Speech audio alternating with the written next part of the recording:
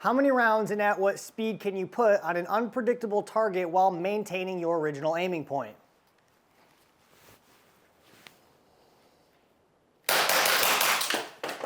If you've ever been through training and you were questioning whether or not what you were being taught translated to real life, help me build this community by feeding the algorithm down below. One of the things I point out on my Instagram at Surviving the Street is how fast bad guys can change levels after being hit by gunfire. To get out in front of the people don't change levels that fast, or they only go down fast if you hit them in the switch crowd, this guy was hit once in the stomach and went from standing to sliding into first in 0.45 seconds.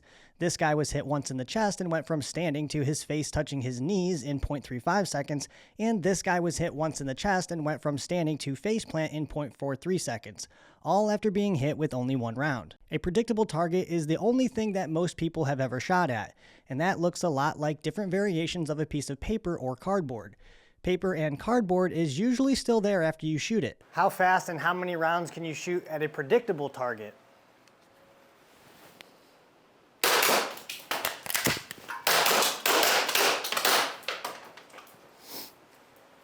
As many as you would like, and it's still going to be there.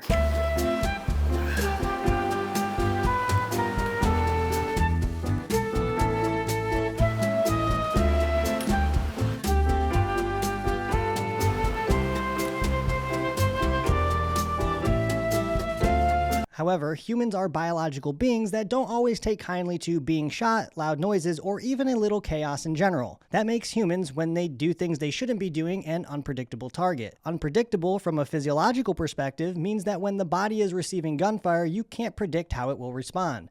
Therefore, if we're making decisions with gunfire before we've had time to see and process that reaction or lack thereof, there's a good chance you are sending rounds into a space they are not intended to be, or at an individual who is no longer there. In an attempt to avoid the scientists in the comments splitting hairs over tenths of a second, I decided to leave out all the information I had gathered on the average human reaction time and instead condense that information into what I believe is easier to understand. It takes you, as the individual, time to observe something, make a decision, and physically react to that decision.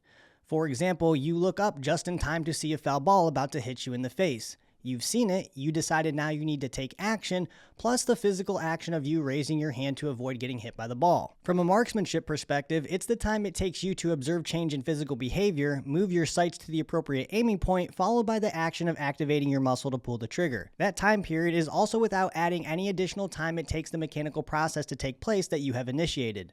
For example, if a dog runs out in front of your car, you first see the visual stimulus, make the decision to apply the brake, move your foot to the brake, and press the brake to the floor, waiting for your vehicle's braking system to stop your car. When engaging an unpredictable target, you have to first see the visual stimulus of movement, if there is any, make a decision to act on that new information, drive the gun to the appropriate target location, and press the trigger while waiting for the gun to complete the process of delivering the round. How many rounds and how fast can you guarantee you will put on an unpredictable target while getting good hits in the high A zone, which is the standard? The answer to that question can't be given a numerical value based on time, because that depends on the time it takes for you to observe the changes in target behavior, your ability to move your gun to what may now be a different aiming point, followed by the movement of your finger and the time it takes the mechanical process to deliver the round to the target. I set up this target so that it falls close to the ground in 0.45 seconds, just like the other real-life incidents you saw at the beginning of this video. When this unpredictable reactive target is hit by one round in the high A zone, it begins to fall. If you engage this target with round number 2 at a split of 0.15, you could still hit the high A zone using the same aiming point. But as you engage the high A zone with round number 3 at 0.15 seconds from round 2, the target of the high A zone has already fallen 12 inches lower than your original aiming point. That means in order to continue meeting the standard of the high A zone, you would have had to follow the target to the ground, which you couldn't have deliberately done in 0.15 seconds from round 2 to 3. There are only a few ways you could guarantee you land all of your hits every time in this scenario. You could shoot the target initially in the stomach and maintain the same aiming point as the target is falling, because in this case, more of the target has to pass through your sights before getting to the ground. Or if you still want to meet the high A zone standard, you would have to wait the tenths of a second between each round fired before firing the next round, giving yourself time to observe the reaction, move your gun to it, and fire again.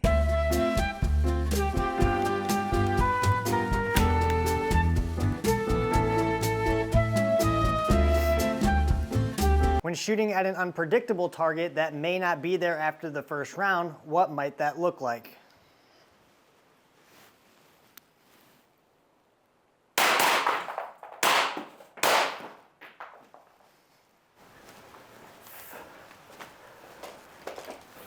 One, two, three, four. I don't recommend choosing an alternative aiming point other than the high A zone because that's where the collection of vital organs lie, and if we can land around there, we are likely to incapacitate the bad guy rather quickly or at a minimum discourage his behavior. Imagine if I set up a competition scored on time and hit factor where the shooters were told that the targets are either predictable or unpredictable, meaning as the shooter is engaging the target, it may fall or it may not. If the high A zone was the only location where you could score hit factor points, the only way a shooter could successfully win at that time and hit factor while cleaning the course at 0.15 splits would be if they correctly anticipated which target type they are engaging. And if you are anticipating a reaction that you haven't seen yet, meaning you assume your current aiming point is what you need to fire that next round, you will eventually be wrong and drop those points. What would shooters in that competition do to ensure they score 100 points in the high A zone? They would have to engage that target with greater split times. Is more rounds on an unpredictable target better? It is a matter of fact that collectively in law enforcement, the more rounds you shoot, the more rounds you miss.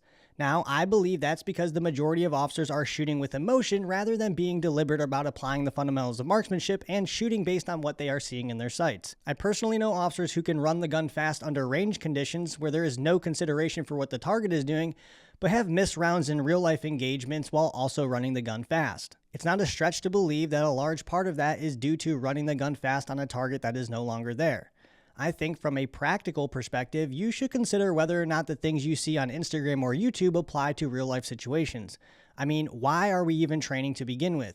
You're training to get repeatable, predictable outcomes that translate to real life. Meaning whatever skills you are building in the training environment, you want to be certain and without a doubt that you can accomplish that same thing during a real life encounter. But if we're supposed to fall back on our training because we have wired these predictable outcomes into our brain, can you really expect to deviate away from your training in real life?